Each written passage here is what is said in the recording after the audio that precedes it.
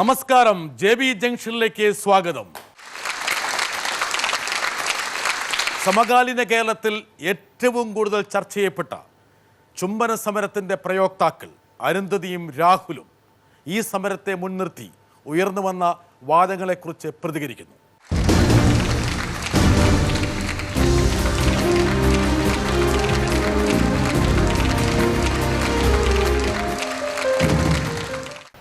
യഥാർത്ഥത്തിൽ നിങ്ങൾ ആരാണ്? എനിക്കൊരു സംശയം. അരുന്ധതി എനിക്ക് പരിചയമുണ്ട്. രാഹുൽ ആരാ ആക്ച്വലി? രാഹുൽ തന്നെയാണ്. സാധാരണ ഇന്ത്യൻ പൗരൻ.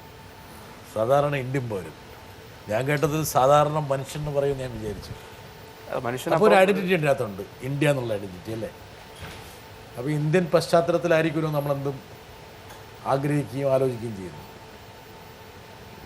രാഹുലും അരുന്ധതിയും ഇപ്പോൾ ശ്രദ്ധേയരായത് ഒരു പ്രത്യേക സമരമാർഗമുണ്ട്. ഇന്ന് ഇന്ത്യയിൽ ചർച്ച ചെയ്യപ്പെടുന്ന, കേരളത്തിൽ വലിയ വിവാദമായ ചുംബന സമരത്തിൻ്റെ ഏറ്റവും ശക്തരായ രണ്ട് പ്രയോക്താക്കളാണ് അരുന്ധതിയും രാഹുലും. സംതൃപ്തി, സന്തോഷം, സന്തോഷം, സന്തോഷം, അല്പഹങ്കാരം ഇല്ല, അഭിമാനം, അഭിമാനം, അഭിമാനം. അരുന്ധതി, ചെറിയൊരു പേടിയുണ്ടോ? ഇല്ല, ഇല്ല. ആൾക്കാർ വല്ല ശൂലം വെച്ച് കുത്തുന്ന വല്ല പേടിയുണ്ടോ? അങ്ങനെയൊന്നുമില്ല. ഇല്ല. ഇടയ്ക്ക് പേടിച്ചു പോയോ? ഇല്ല. ഒന്ന് പതറിയോ? ആവശ്യത്തിലധികം വധഭീഷണികൾ കിട്ടിയിരുന്നു, കിട്ടിക്കൊണ്ടിരിക്കുന്നു. പേടിയുണ്ടെങ്കിൽ ഒരിക്കലും വീണ്ടും ഈ വിഷയത്തെക്കുറിച്ച് സംസാരിക്കാൻ ഇങ്ങനെ ഒരു തൊപ്പിയിലെ ഒരു തൂവലാക്കി മാറ്റിയാണോ? അതങ്ങനെ തന്നെയാണ് കാണുന്നത്. രാഹുലെ, ഈ പറഞ്ഞ പോലെ താങ്കളൊരു സാധാരണക്കാരത്തെ നേരത്തെ പറഞ്ഞ പോലെ ഒരു IT പ്രൊഫഷണൽ അല്ലേ? ഇങ്ങനെ ജോലി ചെയ്ത് പോകുന്നു. പൊടുന്നനെ ഒരു സമരത്തിലേക്ക് വരുന്നു, സമരത്തിനെ ചുക്കാൻ പിടിക്കുന്നു, ലൈം ലൈറ്റ് കിട്ടുന്നു. ഇപ്പോൾ ഇതാ JB ജംഗ്ഷനിലിരിക്കുന്നു. ഇതൊക്കെ തലവര മാറിയോ? എന്താ?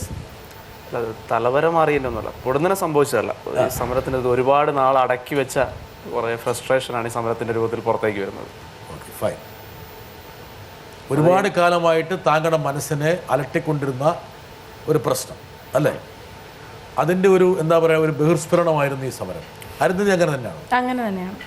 ഞാൻ തിരുവനന്തപുരത്ത് 3 വർഷക്കാലം പഠിച്ച ഒരാളാണ്. യൂണിവേഴ്സിറ്റി കോളേജിൽ ഇവിടെ ജീവിച്ച ഒരാളാണ്. അപ്പോൾ വളരെ കൃത്യമായിട്ട് സദാചാര പോലീസിൻ്റെ മോറൽ പോലീസിങ് ഒരുപാട് അനുഭവങ്ങൾ എനിക്ക് 3 വർഷം കൊണ്ടുണ്ടായിട്ടുണ്ട്. അതുകൊണ്ടുകൂടിയാണ് ഒരു പക്ഷേ ഇത്തരമൊരു സമരം വന്നപ്പോൾ അതിലേക്ക് ഭാഗഭാക്കാവാൻ രണ്ടാമതൊന്നും ആലോചിക്കാതെ അതിലേക്ക് ഇറങ്ങിയത്. രാഹുൽ, അരുന്ധതി, മാനസികമായിട്ട് ഒരു പക്ഷേ നിങ്ങൾ ഉയർത്തുന്ന മുദ്രാവാക്യത്തോട് അനുഭാവമുള്ള ഒരാളാണ് ഞാൻ. പക്ഷേങ്കിൽ ഇതൊരു ജംഗ്ഷനാണ്, ഇതിൽ ഒരുപാട് അഭിപ്രായങ്ങളും നിലപാടുകളും ഒക്കെ വന്ന് ചേരണം. അപ്പോൾ അതുകൊണ്ട് തന്നെ സ്വാഭാവികമായിട്ട് പല ആംഗിളിൽ നിന്ന് ഞാൻ ചോദിക്കും. അല്ലെങ്കിൽ ഞാൻ ചോദിക്കാൻ നിർബന്ധമാണ്. എൻ്റെ ഒരു ലാർജർ ഓഡിയൻസിൻ്റെ മനസ്സിൽ വരുന്ന ഏത് വികാര വിക്ഷോഭവും ഞാൻ നിങ്ങളുടെ മുന്നിലേക്ക് ഇടും. ആ അർത്ഥത്തിൽ അതിനെ കണ്ടാൽ മതി. ഒരു പക്ഷേ നിങ്ങൾ രണ്ടുപേരും JB ജംഗ്ഷനിൽ ഇരിക്കാൻ കാരണമായൊരു സംഭവത്തിൻ്റെ ഒരു ചെറിയൊരു ശീലം എന്താണെന്ന് നമുക്ക് നോക്കാം. ഇന്ന് രാവിലെയോടെയായിരുന്നു ഒരു സംഘം യുവമോർച്ച പ്രവർത്തകർ PT ഉഷ റോഡിലുള്ള കാഫ്റ്റീരിയ അടിച്ചു തകർത്തത്. അനാശാസ്യത്തിന് കൂട്ടുനിൽക്കുന്നു എന്ന് ആരോപിച്ചായിരുന്നു യുവമോർച്ച പ്രവർത്തകർ സദാചാര പോലീസ് ചമഞ്ഞെത്തിയത്. രാഹുൽ, ഇതാണൊരു യഥാർത്ഥ നിമിത്തമെന്ന് ഒരുപക്ഷെ എൻ്റെ ക്രോണോളജി പരിശോധിച്ചാൽ പറയുന്ന ആൾക്കാരുണ്ട്. പക്ഷെ അതല്ല, ഇതൊരു നിമിത്തം മാത്രമേ ആകുന്നുള്ളൂ. ഇതിനപ്പുറത്ത് നിങ്ങളുടെ രണ്ടുപേരും, രണ്ട് ചെറുപ്പക്കാരാണ്, വർഷങ്ങളായിട്ട് അടിഞ്ഞുകൂടിയിരിക്കുന്ന ഒരു പ്രതിഷേധത്തിൻ്റെ ഒരു എന്താ പറയുക, അണപൊട്ടി ഒഴുക്കിലാണ്. എന്താ യഥാർത്ഥത്തിൽ ഇതാണോ നിമിത്തം, അതെയോ വർഷങ്ങളായിട്ട് നിങ്ങൾക്ക് രാഹുലിന് ഇതുവരെ ചുംബിക്കാനൊരു അവസരം കിട്ടിയിരുന്നില്ലേ? ഞാൻ ഒരുപാട് ചുംബിക്കുന്ന ഒരുപാട് ആവശ്യത്തിൽ കൂടുതൽ ചുംബിക്കാൻ അവസരം കിട്ടുന്ന ഒരാളാണ്. ഒരു പക്ഷേ രാഹുലിൻ്റെ മനസ്സിൽ ഈ പറഞ്ഞ പോലെ ഒരു പ്രതിഷേധം അടിഞ്ഞുകൂടി എന്ന് പറയുമ്പോൾ രാഹുലിനെ ചുംബിക്കാൻ ഈ സമൂഹം അനുവദിച്ചിട്ടേ ഉണ്ടാവില്ല. അല്ല, അതിലൊരു തിരുത്തുണ്ട്. നമ്മൾ ചർച്ചയിലേക്ക് പോകുന്നത്, നമ്മുടെ ഗാന്ധിജി ഉപ്പ് സത്യാഗ്രഹം നടത്തിയപ്പോൾ ഗാന്ധിജിക്ക് അതുവരെ ഉപ്പ് കഴിക്കാൻ അവസരം ലഭിക്കാത്തത് കൊണ്ടായിരിക്കും അദ്ദേഹം ഉപ്പ് സത്യാഗ്രഹം നടത്തിയത്. അപ്പോൾ ഏത് തരത്തിലുള്ള സ്വാതന്ത്ര്യമാണ് രാഹുലിന് നിഷേധിക്കപ്പെട്ടത്? ഗാന്ധിജിക്ക് സ്വാതന്ത്ര്യം നിഷേധിക്കപ്പെട്ടു. ഗാന്ധിജിക്ക് അവിടെ ഉപ്പ് സത്യാഗ്രഹം നടന്നത് അദ്ദേഹത്തിന് ഉപ്പുണ്ടാക്കാനുള്ള അനുഭവം, അതുപോലെ ഉപ്പിനുമേൽ കരം ചുമത്തപ്പെട്ടു. ഇടയ്ക്ക് ഇടപെട്ടിട്ട് സംസാരിക്കുന്നതിന് കുഴപ്പമില്ല കേട്ടോ. രാഹുൽ എന്ന വ്യക്തിയിലൊക്കെ അത് വ്യക്തിപരമാക്കുന്നത് ആ ചോദ്യങ്ങൾ അതിന് വലിയ പ്രശ്നമുണ്ട്. രാഹുലിന് മറുപടി പറയാൻ ആഗ്രഹമുണ്ട്, അതാണ്. രാഹുൽ പറയട്ടെ. അപ്പോൾ ഇത് നമ്മൾ ചുംബനത്തിലേക്ക് ചുരുക്കുകയാണ് ഇവിടെ. ഇതിന് പിന്നിലുള്ള വിഷയത്തിലേക്ക് നമ്മൾ പോകാൻ ഒരിക്കലും ശ്രമിക്കുന്നില്ല എന്നതാണ് സത്യം. അപ്പോൾ ഇത് ഒരു ആവറേജ് മലയാളിക്ക് ജീവിതത്തിൽ ഒരിക്കലെങ്കിലും സദാചാര പോലീസിംഗ് നേരിടേണ്ടി വന്നു. അടുത്തത് നേരത്തെ പറഞ്ഞു, അതായത് ഞാൻ തിരുവനന്തപുരത്ത് പഠിച്ചുകൊണ്ടിരിക്കുമ്പോൾ തന്നെ എൻ്റെ മനസ്സിനെ അലോസരപ്പെടുത്തിയ പല സംഭവങ്ങളുണ്ടായിരുന്നു. എന്താണ് അരുന്ധതി? ഒന്ന് കോളേജിൽ നമ്മൾ ഒരു സ്ലീവ്ലെസ് ധരിച്ചു പോയി കഴിഞ്ഞാൽ, ഇല്ലെങ്കിൽ ഒരു ഇറുകിയ ലെഗിൻസിനൊപ്പം ഒരു ടോപ്പ് ഇട്ട് പോയി കഴിഞ്ഞാൽ വളരെ മോശമായി കമൻറ്റ് പറയുന്ന, നേരിട്ട് മുൻപിൽ വന്ന് നിന്ന് പറയുന്ന സീനിയേഴ്സ്. കനകക്കുന്നിലോ മ്യൂസിയത്തിലോ ഏതെങ്കിലും ഒരു ആൺസുഹൃത്തിനൊപ്പം പോയി കഴിഞ്ഞാൽ തുറച്ചു നോക്കുകയും, അതിൽ പോലീസിന് വലിയ പങ്കുണ്ട്. ഒരുപാട് വട്ടം പോലീസുകാർ വന്നിട്ട് ഇത് ആരാണ്, എന്താണ്, എന്തിനാണ് ഇവിടെ വന്നിരിക്കുന്നത് എന്നൊക്കെ ചോദ്യം ചെയ്തിട്ടുണ്ട്. ഒരു ആണും പെണ്ണും ഒരുമിച്ചിരുന്ന് കഴിഞ്ഞാൽ അടുത്ത ഘട്ടം അവർ കിടപ്പറയിലേക്ക് പോകുന്നതാണെന്ന് ധരിക്കുന്ന ഒരു സമൂഹമാണിത്.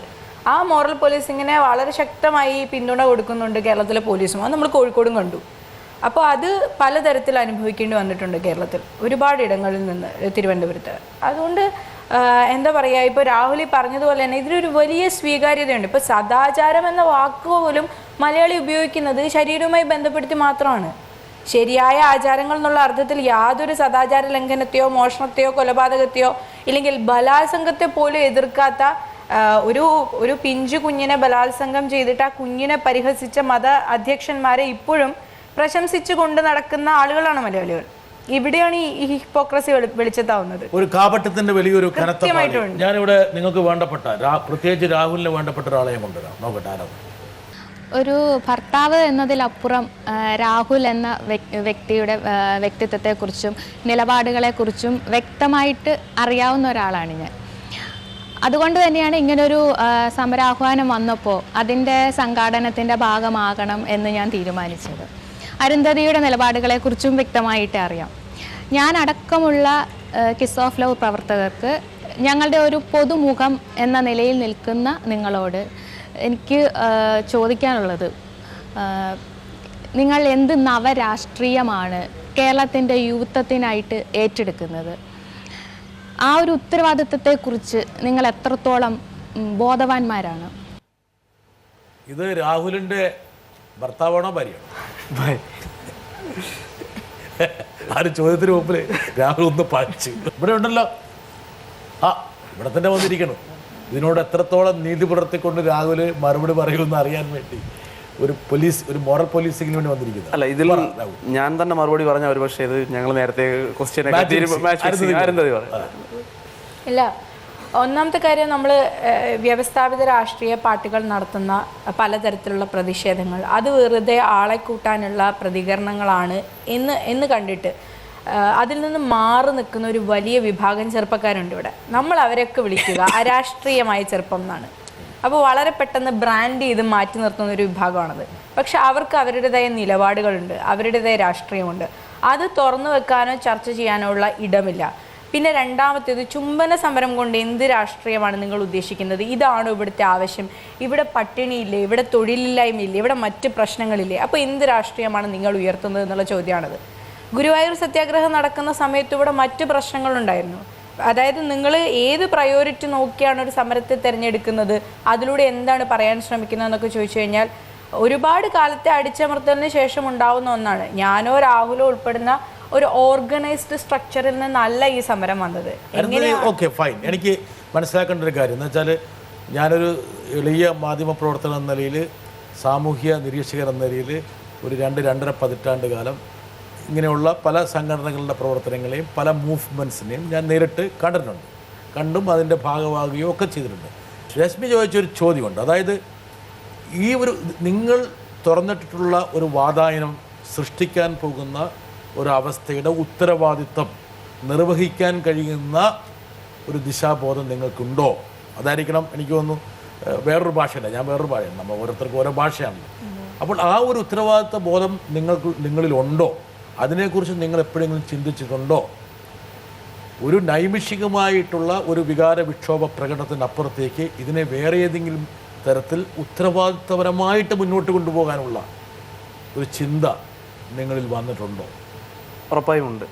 നിങ്ങളെ സഹായിക്കാൻ വേണ്ടിയിട്ട് ഒരു പക്ഷേ ഈ ചോദ്യത്തെ വേറെ രീതിയിലേക്ക് രൂഢമൂലമായിട്ടുള്ളൊരു ദിശയിലേക്ക് മാറ്റാൻ വേണ്ടി ഞാൻ വേറെ ചില ആൾക്കാരെ ഇവിടെ കൊണ്ടുവരട്ടെ. നോക്കാം, വരട്ടെ, ഒരാൾ വരട്ടെ. രാഹുലിനോട് ഉള്ള ഒരു ചോദ്യം, ഒരു മൂമെൻറ്റും അല്ലെങ്കിൽ ഏതൊരു ഇപ്പോൾ കിസ് ഓഫ് ലവ് ആണെങ്കിലും അല്ലെങ്കിൽ എന്ത് തന്നെയാണെങ്കിലും അതൊന്നും വിമർശനത്തിന് അതീതമല്ല എന്ന് ഞാൻ വിശ്വസിക്കുന്നുണ്ട്. ഒരു പക്ഷേ ഈ ഒരു ഘട്ടത്തിൽ നമുക്കൊക്കെ പറ്റുന്ന ഏറ്റവും പ്രധാനപ്പെട്ട ഒരു കാര്യം സെൽഫ് റിഫ്ലക്സീവ് ആവുക എന്നുള്ളതാണ്. നമ്മൾ തന്നെ എല്ലാ വിമർശനങ്ങൾക്കും തുറന്നു വെച്ച് കൊടുക്കുക എന്നുള്ളതാണ് ഏറ്റവും ജനാധിപത്യപരമായിട്ടുള്ളൊരു കാര്യം. അപ്പം അങ്ങനെ നോക്കുമ്പോൾ ഈ കിസ് ഓഫ് ലവ് എന്നത് ഒരു സംഘടനയായി മാറാനുള്ള ഒരു പ്രവണത കാണിക്കുന്നുണ്ടോ? ഉണ്ടെങ്കിൽ അത് എത്രത്തോളം ആശാസ്യമാണ്? പറഞ്ഞൊരു ചോദ്യമുണ്ട്. ഒന്ന്, പരമാവധി വിമർശനത്തിന് വിധേയമാകുക എന്നുള്ളത് വളരെ പ്രധാനമാണ്. അവിടെ ക്ഷമ എന്നുള്ള സാധനം നന്നായിട്ട് ശീലിക്കേണ്ടത്, അത് വലിയൊരു വാല്യൂ ആയിട്ടും വെർച്യൂ ആയിട്ടും നിങ്ങൾ സ്വായത്തമാകണം. അതുകൊണ്ട് തന്നെ ഷാഹിന പറഞ്ഞിട്ടുണ്ട് നന്നായി ചോദിക്കണം. അപ്പം ഞാനും കുറച്ച് വിമർശനം ചോദിക്കാം. ആദ്യം ചോദിക്കുന്നത്, ഇത് സംഘടനയുടെ രൂപത്തിലേക്ക് വരുന്നുണ്ടോ? ഒരിക്കലും അങ്ങനൊരു ചിന്ത, ഇതൊരു സംഘടനയല്ല, ഒരു ഓർഗനൈസ്ഡ് പ്ലാറ്റ്ഫോമിലേക്ക് നമ്മൾ അഡ്രസ്സ് ചെയ്യുന്ന, കിസ് ഓഫ് ലവിന് അഡ്രസ്സ് ചെയ്യാൻ കഴിയുന്ന രാഷ്ട്രീയ ഇഷ്യൂസ് അഡ്രസ്സ് ചെയ്യാൻ കഴിയുന്ന ഒരു ഓർഗനൈസ്ഡ് പ്ലാറ്റ്ഫോമായി മാറാൻ സാധ്യതയുണ്ട്. പക്ഷേ ഒരിക്കലും ഒരു വ്യവസ്ഥാപിത സംഘടനയല്ല. ഒരു പ്രസിഡന്റ്, സെക്രട്ടറി അങ്ങനെ നമ്മൾ കണ്ട് ശീലിച്ചു പോകുന്ന ഒരു വ്യവസ്ഥാപിത സംഘടനാ സെറ്റപ്പ് ആയിരിക്കില്ല. ഒരു വളരെ വ്യത്യസ്തമായ ഇന്നോവേറ്റീവായ ഒരു ഓർഗനൈസ്ഡ് പ്ലാറ്റ്ഫോമിലേക്ക് കിസ് ഓഫ് ലവ് മാറും. കേരളത്തിൻ്റെ യുവത്വം അതിൻ്റെ വരവറിയിച്ച വളരെ പ്രധാനപ്പെട്ട ഒരു ചരിത്ര സംഭവം തന്നെയാണ് ചുംബന സമരം.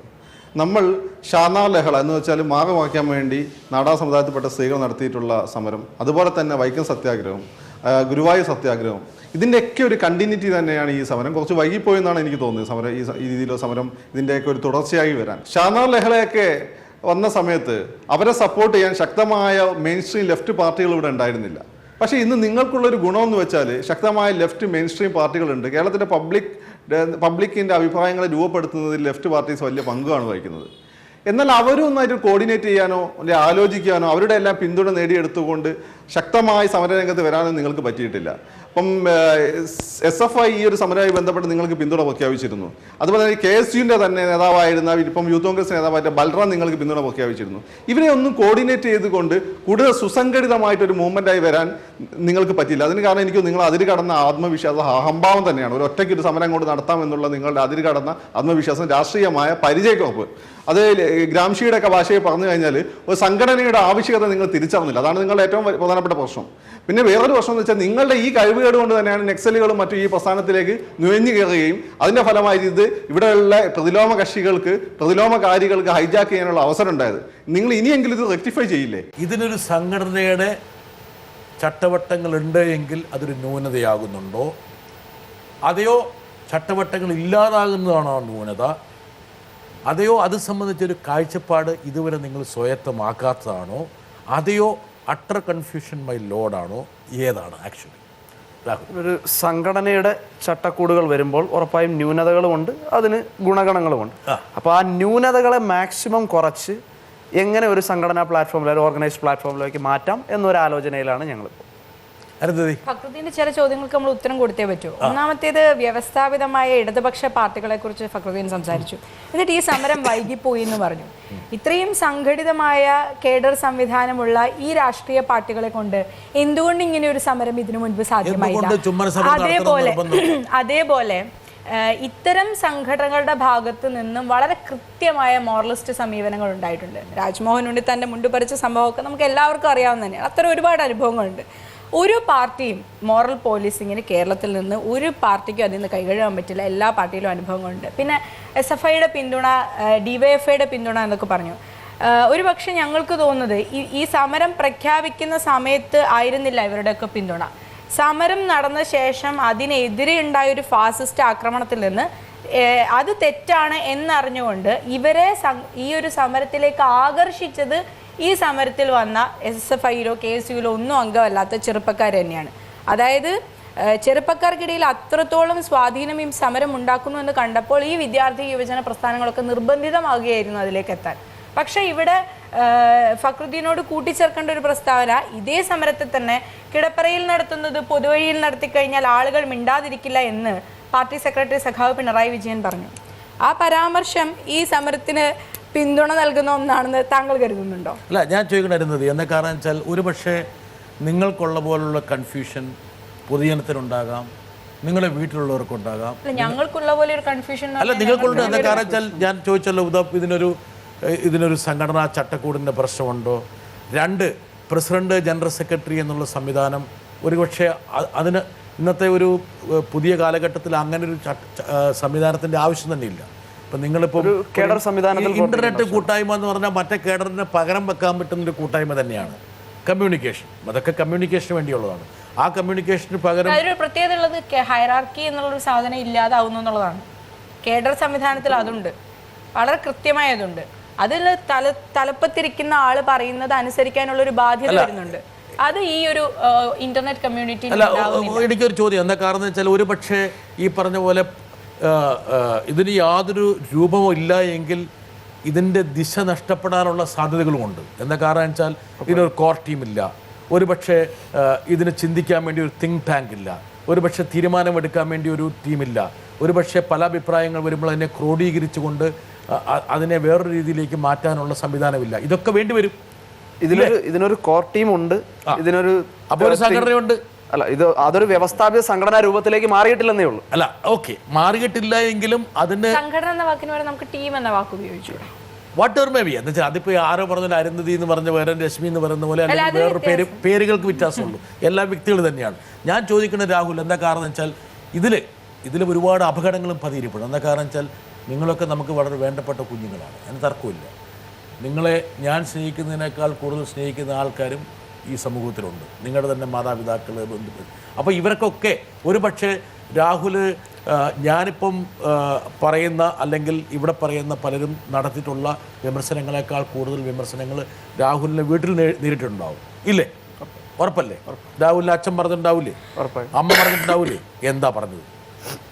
അച്ഛനും അമ്മയൊക്കെ പറയുന്നത്, ഇപ്പം അമ്മയ്ക്കൊരു വ്യക്തമായ കമ്മ്യൂണിസ്റ്റ് പാരമ്പര്യമുണ്ട്.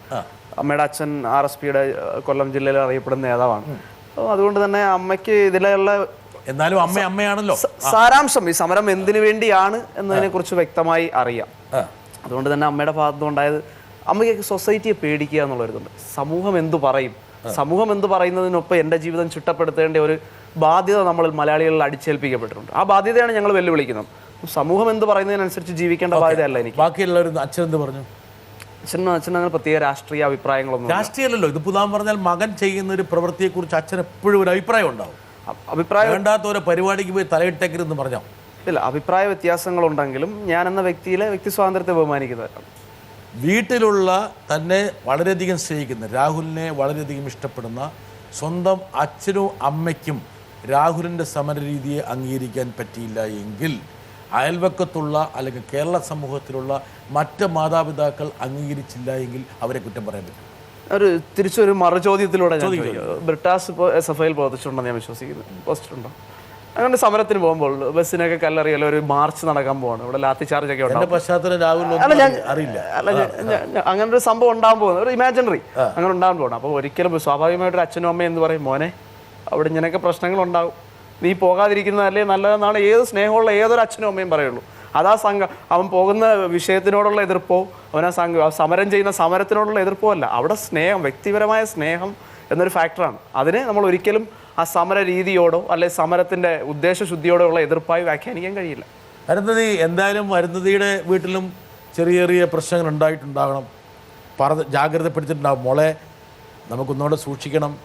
എന്താ കാരണം? അതും പറയാൻ പറഞ്ഞിട്ട് ന്യായം എന്ന് വെച്ചാൽ കാടന്മാരാണുള്ളത്, അമ്മമാരെന്ത് ചെയ്ത് കളയും, നമുക്കവരെ വിശ്വസിക്കാൻ പറ്റില്ല, പല രൂപത്തിലുള്ള ധാർഷ്ട്യമുള്ളവരാണ് എന്നൊക്കെ പറഞ്ഞില്ലേ? സമരത്തിന് മുമ്പ് എൻ്റെ അച്ഛനും അമ്മയും അങ്ങനെ ഒന്നും പറഞ്ഞിട്ടുണ്ടായിരുന്നില്ല. അതായത് ഞാൻ പറഞ്ഞിരുന്നു നവംബർ 2 ഇതുപോലെ ഹൈദരാബാദ് സെൻട്രൽ യൂണിവേഴ്സിറ്റിയിൽ നമ്മൾ ഇതുപോലെ ഓർഗനൈസ് ചെയ്തിട്ടുണ്ട്, അത് നടക്കും എന്ന് പറഞ്ഞു.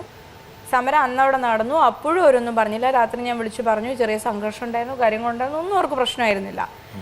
ഞാൻ സേഫാണെന്ന് ചോദിച്ചു, അതേന്ന് പറഞ്ഞു. 2 ദിവസത്തിന് ശേഷം തൊട്ട് മലയാളത്തിലുള്ള എല്ലാ മാധ്യമങ്ങളും എൻ്റെ ചുംബന ചിത്രങ്ങൾ ആഘോഷിക്കുകയും ഈ ബന്ധുക്കൾ എന്ന് പറയുന്ന അങ്ങേയറ്റം എൻ്റെ ഭാവിയിൽ ആകുലപ്പെടുന്ന ഒരു വിഭാഗം വീട്ടിലേക്ക് വിളിച്ച് വലിയ നാടകങ്ങൾ നടത്തുകയും ചെയ്തതിന് ശേഷമാണ് അവരെന്നെ വിളിച്ചിട്ട് ഇങ്ങനെ നമുക്ക് വേണ്ടപ്പെട്ട ആളുകൾ നമ്മളെ വല്ലാതെ കുറ്റപ്പെടുത്തുന്നു, അച്ഛനും അമ്മയും കുറ്റപ്പെടുത്തുന്നു, എന്നുള്ള ഒരു സങ്കടമല്ലാതെ അപ്പൊ പോലും അവര് ഞാൻ ഈ ചെയ്തത് ചിത്രമാണോ? തെറ്റാണെന്ന് ഏത് ചിത്രമാണ്? അല്ലല്ല ഇത് മറ്റാരും ആഘോഷിച്ചു പറഞ്ഞ ചിത്രം നമ്മളൊന്നും ഒരുപാട് ചിത്രങ്ങളുണ്ട്. ഓക്കെ ശരി. താങ്കൾ വാട്സാപ്പ് ഉപയോഗിക്കുന്ന ആളല്ലേ? വല്ലപ്പോഴും ഇതിന് സമയം കിട്ടണ്ട. ഒരുപക്ഷെ അതാണ് കാരണം. സരിതയ്ക്ക് ശേഷം വാട്സാപ്പിലെ ഒരു താരമായ വ്യക്തി അതിന് ശേഷം ഞാനാണ്. അത്രത്തോളം പേര് ആഘോഷിച്ച ചിത്രങ്ങളാണ് ഇതൊക്കെ. നമ്മുടെ ഇത്തരം ചിത്രങ്ങളൊന്നും ആർക്കും വേണ്ട കേട്ടോ. ചുംബന ചിത്രങ്ങൾ മാത്രം മതി. ചുംബനമാണല്ലോ നമ്മുടെ സമരമാർഗം. അതെ അതെ അതെ. അതിലൊരു വ്യത്യാസമുണ്ട്. അത് മാത്രമാവുന്നതിലാണ്. 2.5 മണിക്കൂർ ഒരു അക്കാഡമിക് ഡിസ്കഷൻ നടത്തിയിട്ട് 2 മിനിറ്റ് നീളമുള്ള ചുംബനം മാത്രം കൊടുത്തു കഴിഞ്ഞാൽ അവിടെ ചാനലുകൾ ചെയ്യുന്നത് ഒന്നാം തരം വൈറസ് ആണ്. ഉദാഹരണം പറഞ്ഞാൽ PT ഉഷ 100 ഓടുന്നു, ഫിനിഷിംഗ് പോയിന്റിലെ PT ഉഷയ്ക്ക് ഡിമാൻഡ് കൂടുന്നു. നിങ്ങളുടെ സമരത്തിന്റെ ഏറ്റവും പ്രധാനപ്പെട്ട കാതില് മർമ്മം രാഹുലെ ചുംബനമാണ്. അരുന്ധതി പറഞ്ഞത് അതല്ല, ആ ചുംബന രംഗത്തെ വേറൊരു രീതിയിൽ നമുക്ക് മാർക്കറ്റ്. ഞാൻ അതിനകത്ത് അരുന്ധതിയോട് ഞാൻ സ്വാഭാവികമായിട്ട് സിമ്പതൈസ് ചെയ്തു. എന്ന കാരണം വെച്ചാൽ അതിനെ വേറൊരു കൊണറ്റേഷൻ കൊടുത്തിട്ട് അതിനെ ദുർവ്യാഖ്യാനിച്ചിട്ട് അതാണ് അരുന്ധതി ഉദ്ദേശിക്കുന്നത്. അപ്പൊ ആ പിക്ചർ കൊടുക്കുന്നതുകൊണ്ടൊരു തകരാറുണ്ടെന്ന് ഞാൻ വിശ്വസിക്കുന്നില്ല. നിങ്ങൾ ബോധപൂർവമായ എടുത്തൊരു തീരുമാനമാണ്. അതെ, അവിടെ വേറെ ഞാൻ മാത്രമല്ല ഒരുപാട് വിദ്യാർത്ഥികൾ അവിടെ ചുംബിച്ചു. എന്തുകൊണ്ട് ഞാൻ മാത്രം, എന്റെ ചുംബനങ്ങൾ മാത്രം മാർക്കറ്റ് ചെയ്യപ്പെട്ടു? എന്തുകൊണ്ട് അരുന്ധതിയും രാഹുൽ ഇവിടെ ഇരിക്കുന്നു? അതെ, അതാണ് എന്തുകൊണ്ട് ഞങ്ങളെ ഇവിടെ വിളിക്കുന്നത്? ഇല്ല, അതിനകത്ത് വളരെ കൃത്യമായ നെഗറ്റീവ് ഫാക്ടർ ആണുള്ളത്. എനിക്കത് പറയാൻ കഴിയും. കാരണം ഇപ്പോൾ ശ്രീ ജോൺ ബ്രിട്ടാസിനെ പോലെയുള്ള ഒരാൾ എന്നെ ഇവിടെ വിളിച്ചിട്ടുണ്ടെങ്കിലും മറ്റു മാധ്യമങ്ങൾ വിളിക്കുന്നുണ്ടെങ്കിലും അതിന് കാരണം ഈ ചിത്രങ്ങൾ ഇത്രയും ആളുകളിലേക്ക് എത്താൻ കാരണവും എനിക്ക് ഞാനൊരു സിനിമയിൽ അഭിനയിച്ചു എന്നുള്ള ബാക്ക്ഗ്രൗണ്ടും 3 വർഷക്കാലം ചാനലുകളിൽ ആങ്കറായി എന്നുള്ളത് കൊണ്ടും ആളുകൾക്ക് അറിയാം. അതുകൊണ്ട് ഇത് മാർക്കറ്റ് ചെയ്യാൻ, കച്ചവടം ചെയ്യാൻ എളുപ്പമാണ്. 2, ഈ സിനിമാ നടിമാരും ചാനൽ അവതാരകരും ഒക്കെ വ്യക്തി ജീവിതത്തിൽ വളരെ പിഴച്ചവരാണ് എന്നുള്ളൊരു പൊതുധാരണയുണ്ട്. അത് നടികളുടെ വിവാഹമോചനം ആഘോഷിക്കുന്ന മലയാളിയെ കണ്ടറിയാം. പൊതുബോധമാണത്. രാഹുൽ വരുന്നില്ലല്ലോ. ഇല്ലില്ല. അപ്പൊ രാഹുലിനെ ഞാൻ ഇവിടെ വിളിച്ചിട്ടുണ്ടല്ലോ. അതെ, രാഹുലിനെ വിളിക്കാൻ കാരണം രാഹുലും രശ്മിയും തമ്മിലുള്ള ചുംബനം അതായിരുന്നു നവംബർ 2 ശേഷമുള്ള എനിക്കത് കാണാൻ പറ്റിയില്ല കേട്ടോ. അതായിരുന്നു ആ സമരത്തെ മാർക്ക് ചെയ്തത് ആ ചുംബനമായിരുന്നു. അതിനുശേഷം രാഹുലിന് നേരെ ഫേസ്ബുക്കിൽ വന്നിട്ടുള്ള ഒരു അറ്റാക്ക്, എനിക്ക് ശേഷം ഏറ്റവും കൂടുതൽ വ്യക്തിഹത്യ നേരിടേണ്ടി വന്നിട്ടുള്ള ഒരാൾ രാഹുലാണ്. കാരണം സ്വന്തം ഭാര്യ ഇങ്ങനെയൊക്കെ, രാഹുൽ സ്വന്തം ഭാര്യയെ വേശ്യാവൃത്തിക്ക് കൊണ്ടുപോകുന്നത് പോലെയാണ് സ്വന്തം ഭാര്യയെ ഉമ്മ വെക്കുന്നതിന് ആളുകൾ അരുന്ധതി, ഞാനിപ്പോൾ അരുന്ധതിയോട് ചോദ്യം ചോദിക്കട്ടെ. സ്വാഭാവികമായിട്ടും ഏതൊരു സമരത്തിൻ്റെയും അല്ലെങ്കിൽ ഒരു നടപടിയുടെയും ഭാഗവാക്കായിരിക്കുന്ന എല്ലാവരെയും ഒരു പരിപാടിയിലേക്ക് കൊണ്ടുവരാൻ പറ്റില്ല. ഉദാഹരണം ഒരു ടെലിവിഷൻ ഷോയിൽ ഇപ്പം ഞാൻ എത്രയോ കാലമായിട്ട് ഇതിനകത്ത് ഉള്ളയാളാണ്. അരുന്ധതിയും ഈ മേഖലയെ അറിയാവുന്നതാണ്, എൻ്റർടൈൻമെൻറ്റ് മേഖല. ഒരു ഷോയുടെ ഭാഗമായിട്ട് അല്ലെങ്കിൽ ഒരു ചർച്ചയുടെ ഭാഗമായിട്ട് ആൾക്കാരെ കൊണ്ടുവരുമ്പോൾ ഒരു പക്ഷേ അതിനെക്കുറിച്ച് സംസാരിക്കാനുള്ള കഴിവുള്ളവർ, താല്പര്യമുള്ളവർ, എഫക്റ്റീവായ ആൾക്കാർ, റിസപ്റ്റീവായ ആൾക്കാർ. അരുന്ധതിക്ക് ഒരു പക്ഷേ അരുന്ധതിയുടെ എന്താ പറയുക ഒരു സിനിമാ സംബന്ധമായ പശ്ചാത്തലമോ ടെലിവിഷൻ സംബന്ധമായ പശ്ചാത്തലമോ പിന്നെ സർവോപരി അല്പം സൗന്ദര്യം ഉണ്ടെന്നുള്ളൊരു വസ്തുതയോ ഒക്കെ വേണമെങ്കിൽ അതിന് കാരണമാകാം. സന്തോഷം ഉണ്ടായില്ല ഇപ്പം.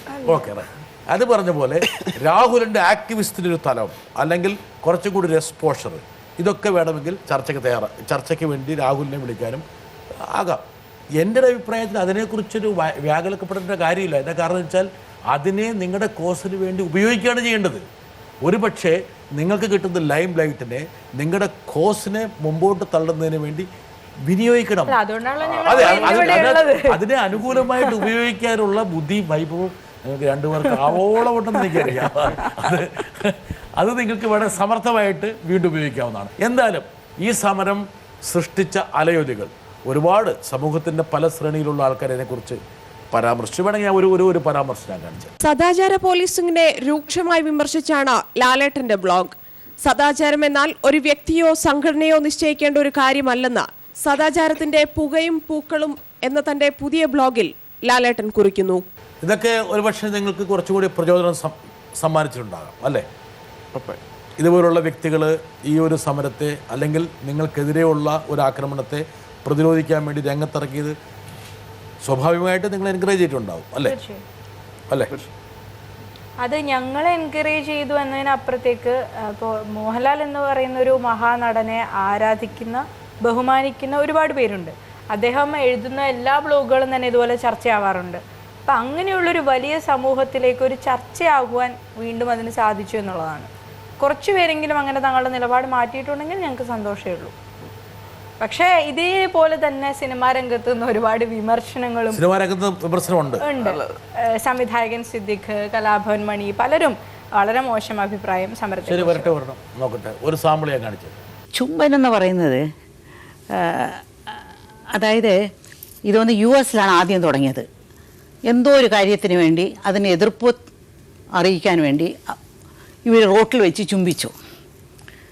പിന്നെ കുറച്ച് കാലം കഴിഞ്ഞപ്പോൾ പിന്നെ ഇതുപോലെ എന്തോ ഒരു കാര്യത്തിന് വേണ്ടി എതിർപ്പ് അറിയിക്കാൻ വേണ്ടി അവരെന്ത് ചെയ്തു, ഡ്രസ്സില്ലാതെ, അതായത് ടോപ്ലെസ്സിലായിട്ട് റോട്ടിൽ ഓടി.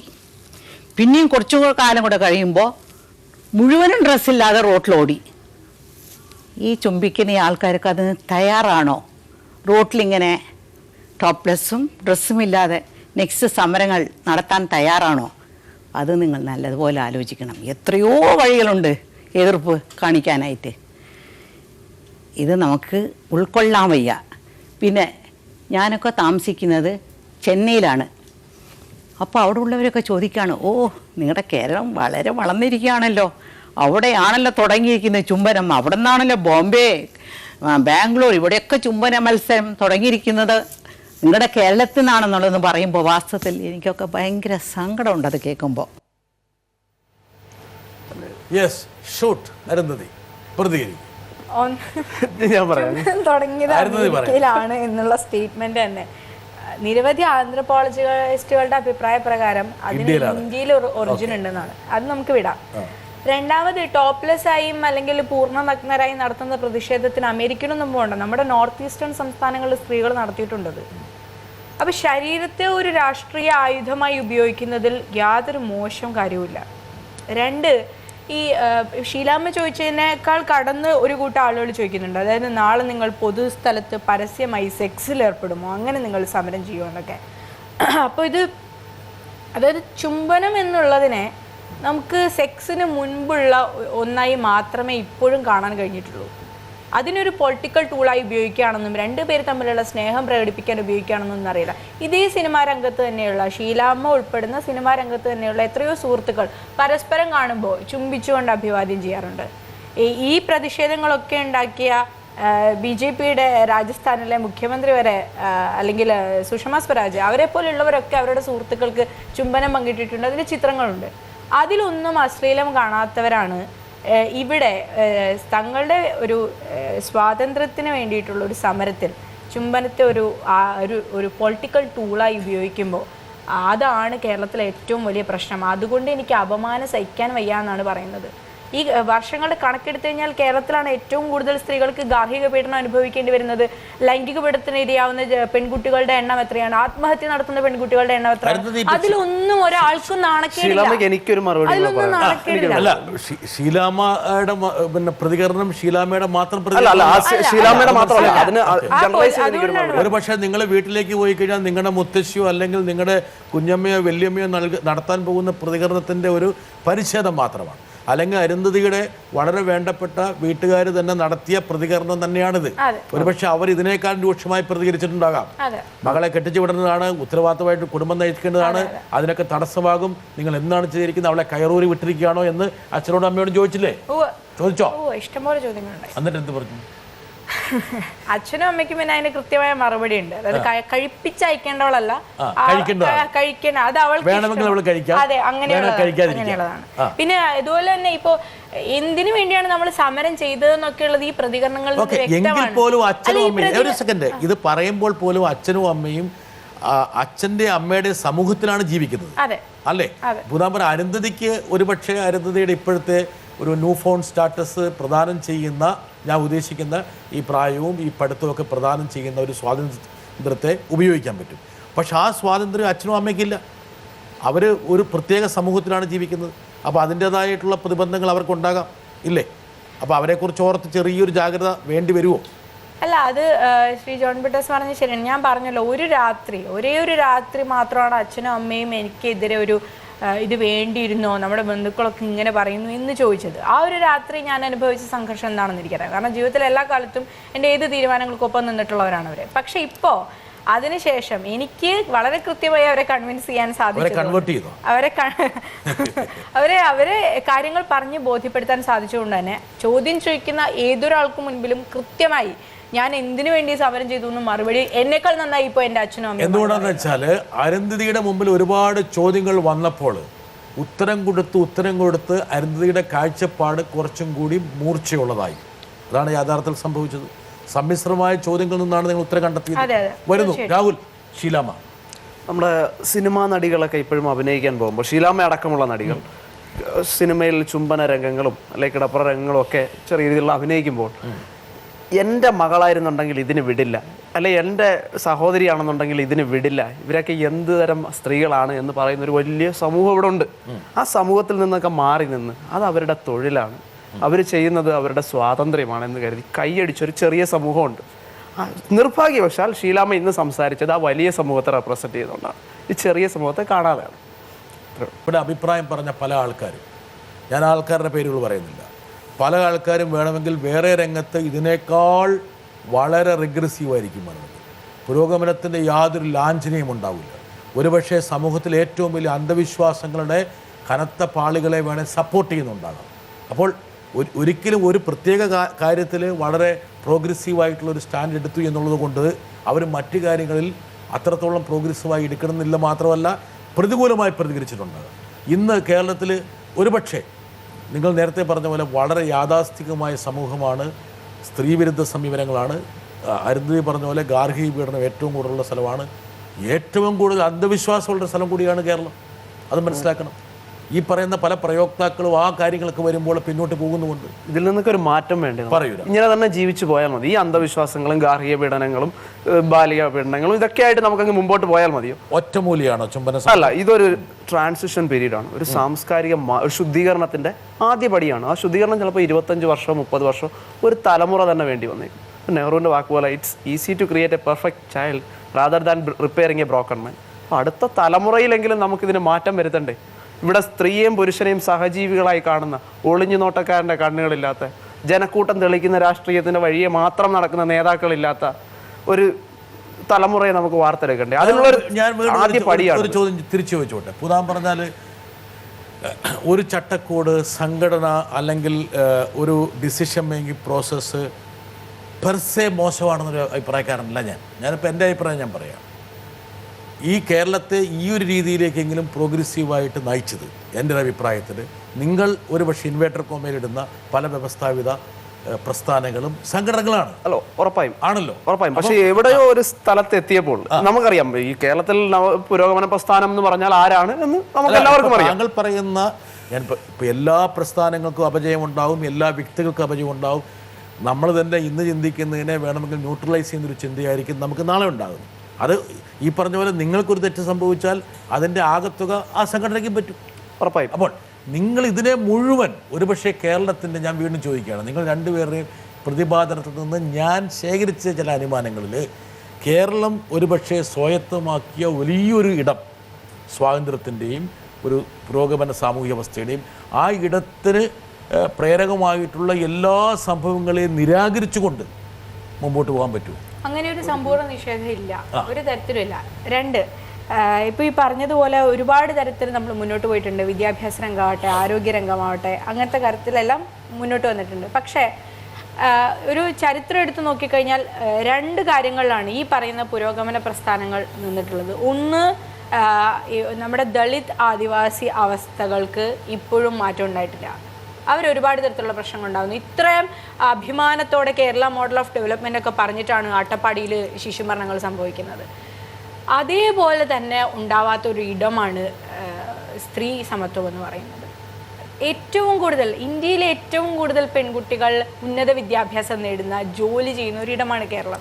ഇതേ കേരളത്തിൽ മാത്രമാണ് ഇന്ത്യയിൽ വൈകുന്നേരം 4 മണിക്ക് ശേഷം സ്വതന്ത്രമായി ഒറ്റയ്ക്ക് പുറത്തിറങ്ങി നടക്കാൻ സ്ത്രീക്ക് സ്വാതന്ത്ര്യമില്ലാത്തത്. ഇവിടെ ഒരു വലിയ വൈരുദ്ധ്യമുണ്ട്. ശ്രീ ജോൺ വിട്ടാസിൻ്റെ വാക്കുകൾ തന്നെ എടുക്കട്ടെ, ഏറ്റവും കൂടുതൽ അന്ധവിശ്വാസമുള്ള സ്ഥലമാണ് കേരളം.